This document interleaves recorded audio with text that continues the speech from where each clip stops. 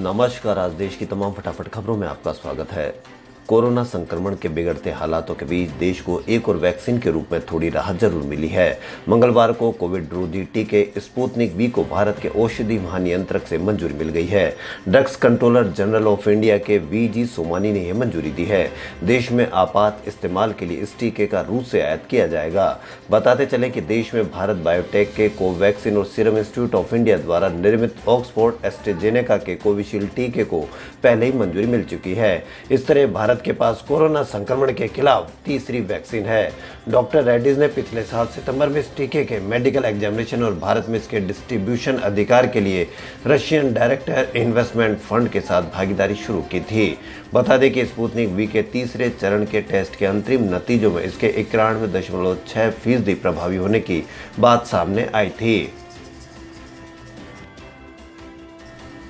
भारतीय reserve bank ने कहा है कि 2 लाख रुपए से अधिक राशि भेजने के उपयोग में होने वाली आरटीजीएस सेवा शनिवार की मध्य रात्रि से 14 घंटे के लिए उपलब्ध नहीं होगी। इसका कारण इसके डिजास्टर रिकवर समय को और बेहतर करने के लिए तकनीकी रूप से इसे उन्नत बनाना है। वहीं 2 लाख रुपए तक के लेन देन के लिए उपयोग होने वाला national electronic funds transfer (NEFT) पहले की तरह ही काम करता रहेगा। रिजर्व बैंक ने सोमवार को कहा कि 7 अप्रैल 2021 को कारोबारी की समाप्ति के बाद आरटीजीएस प्रणाली की क्षमता को बेहतर बनाने तथा डिजास्टर रिकवरी समय को और बेहतर बनाने के लिए आरटीजीएस को तकनीकी रूप से उन्नत किया जाएगा। सोनिया गांधी ने प्रधानमंत्री नरेंद्र मोदी को पत्र लिखकर घरेलू वैक्सीन उत्पादन को बढ़ाने और दूसरे वैक्सीनों के इस्तेमाल की इजाजत देने की मांग की है। उन्होंने उम्र की बजाय जरूरत और एक्सपोजर को वैक्सीन देने का आधार बनाने की भी मांग की है।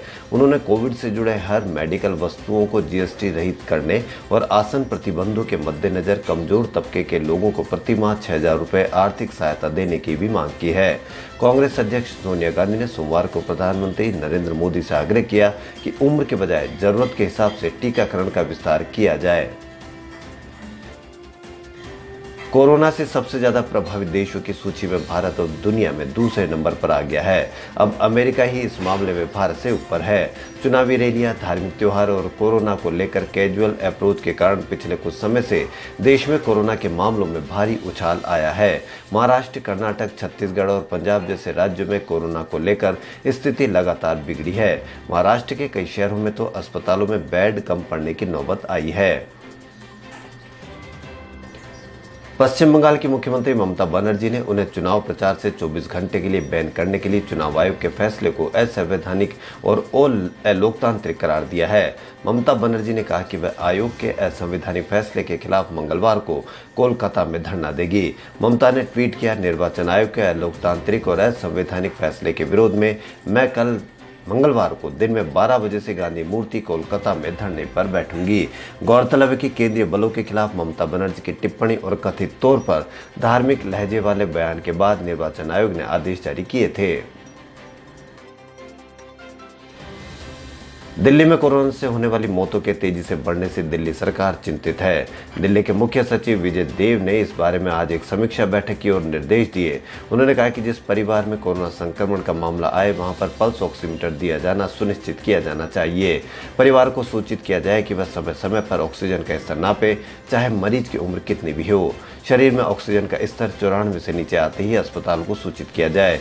इस समस्या से निपटने के लिए हेडक्वार्टर और दिल्ली सरकार के 11 अस्पतालों में 24x7 सेल बनाया जाए। यह सेल ये सुनिश्चित करेगा कि मरीज की हालत खराब होने पर हर अस्पताल का सिस्टम ठीक से काम करे। कांग्रेस ने केंद्रीय औषधि प्राधिकरण के विशेषज्ञ समिति द्वारा रूस के कोविड विरोधी टीके स्पुतनिक वी के आपात उपयोग की मंजूरी की सिफारिश किए जाने को लेकर सोमवार को सरकार पर कटाक्ष करते हुए कहा कि इस अयोग्य सरकार ने कुछ तो सीख ली। दरअसल कांग्रेस के पूर्व अध्यक्ष राहुल गांधी ने पिछले दिनों प्रधानमंत्री नरेंद्र मोदी को पत्र लिखकर आग्रह किया था कि दूसरे देशों को टीकों को भी मंजूरी दी जाए। इसके बाद केंद्रीय मंत्री रविशंकर प्रसाद ने उन पर निशाना साधते हुए आरोप लगाया था कि कांग्रेस नेता विदेशी कंपनियों के लिए लॉबिंग कर रहे हैं। देश में कोरोना की रफ्तार डराने वाली है। सोमवार को 1,60,694 नए मरीज मिले। 96,727 ठीक हुए और 880 की मौत हो गई। यह लगातार दूसरे दिन था जब नए मरीज 1,60,000 से ज़्यादा मिले हैं। एक दिन पहले रविवार को 1,59,914 मरीजों की कोरोना रिपोर्ट पॉजिटिव आई थी। देश में अब तक करीब 1.37 करोड़ लोग इस महामारी की चपेट में आ चुके हैं। इनमें से 1.22 करोड़ लोग ठीक हो चुके हैं। वहीं 1,71,089 ने जान गंवाई है। मार्च में देश में पिछले 2 वर्षों का सबसे ज्यादा सोना आयात किया गया है। पिछले माह देश में 98.6 टन सोने का आयात हुआ, जो मार्च 2020 के 13 टन की तुलना में लगभग 8 गुना है। यह मई 2019 के बाद सबसे ज्यादा आयात बताया जा रहा है। ब्लूमबर्ग के आंकड़ों के अनुसार मार्च तिमाही के दौरान देश में पिछले साल की तुलना में आयात दोगुना बढ़कर लगभग 190 टन रहा है। मार्च 2021 में 63,000 करोड़ रुपए का सोना आयात किया गया था। इसके मुकाबले मार्च 2020 में 9,000 करोड़ रुपए मूल्य का सोना आयात हुआ था। भारत दुनिया का दूसरा सबसे बड़ा सोने का आयातक है। आज यानी 13 अप्रैल को जलियांवाला बाग कांड के 102 साल पूरे हो गए हैं। 13 अप्रैल 1919 को ब्रिटिश जनरल डायर ने आज़ादी के सैकड़ों परवानों को शहीद कर दिया था। उस घटना ने आज़ादी की लड़ाई को निर्णायक मोड़ दिया और बाद में शहीद उधम सिंह ने 7 समुद्र पार पहुंचकर डायर को मारकर इस बर्बर कांड का बदला लिया। इस पावन धरा को देखने हर साल देश विदेश के 6 से 8 लाख सैलानी आते हैं। जलियांवाला कांड के 100 साल पूरे होने पर 13 अप्रैल 2019 को केंद्र सरकार ने 20 करोड़ रुपए से बाग का रिनोवेशन शुरू करवाया था, जो आज पूरा हो गया है। आज से नवरात्रि पर्व शुरू हो रहा है। 9 दिन के इस त्योहार के त्रिकूट पर्वत पर विराजी माता वैष्णो देवी की गुफा और पूरा प्रांगण 100 तरह के आयातित फूलों से सजा हुआ है। वैष्णो देवी श्राइन बोर्ड प्रशासन ने भी कोविड-19 प्रोटोकॉल का कड़ाई से पालन कराते हुए देश भर से आने वाले तीर्थयात्रियों की सुरक्षा का विशेष इंतजाम किया है। बोर्ड के मुख्य कार्यकारी अधिकारी रमेश कुमार जागीर ने तीर्थ मंडल अधिकारियों को निर्देश दिया कि वे ग्राउंड जीरो से ही कोविड प्रोटोकॉल के तहत निर्देशित सभी एहतियात उपायों को सख्ती से पालन करें। हरिद्वार में सोमवार को सोमवती अमावस पर दूसरा शाही स्नान हुआ। इसमें सबसे पहले निरंजनी अखाड़े के साधुओं ने हर की पेड़ी घाट पर गंगा में डुबकी लगाई। फिर सभी अखाड़ों के साधुओं को 30-30 मिनट स्नान करने का समय दिया गया। उत्तराखंड सरकार के मुताबिक शाम 6 बजे तक देश भर से जुटे 35 लाख से ज्यादा श्रद्धालुओं ने स्नान किया।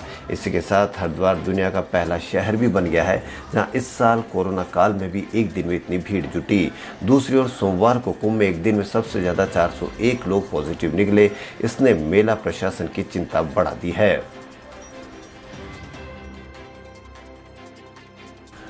सुप्रीम कोर्ट और सभी हाई कोर्ट के जजों की सेवानिवृत्ति की उम्र एक समान करने की मांग वाली याचिका पर शीर्ष अदालत ने विचार करने से इनकार कर दिया। Chief justice S A Bobde की अध्यक्षता वाली 3 सदस्यीय पीठ ने याचिकाकर्ता व भाजपा नेता अश्विनी कुमार उपाध्याय से कहा कि आप चाहते हैं कि न्यायपालिका अपनी सेवानिवृत्ति की आयु खुद ही बढ़ा ले। यह क्या है? पीठ ने याचिकाकर्ता को याचिका वापस लेने की इजाजत देते हुए कहा कि वह चाहे तो केंद्र सरकार या विधि आयोग के पास अपना प्रतिवेदन दे सकते हैं।